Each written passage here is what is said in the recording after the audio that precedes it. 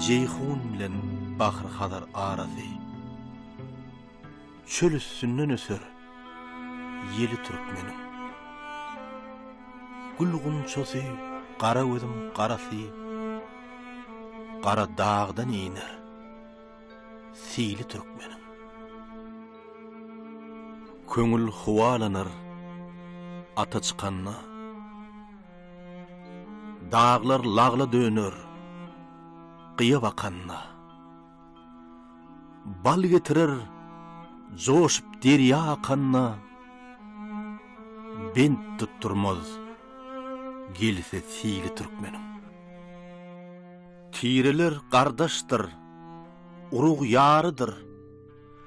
Akballar ters gelmez, hakan nurudur.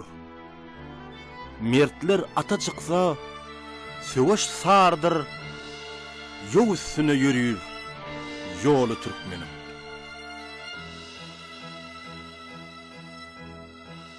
Serhoş bolup çıkar, jiger dağlanmaz. Daşları sıyınırır, yolu bağlanmaz.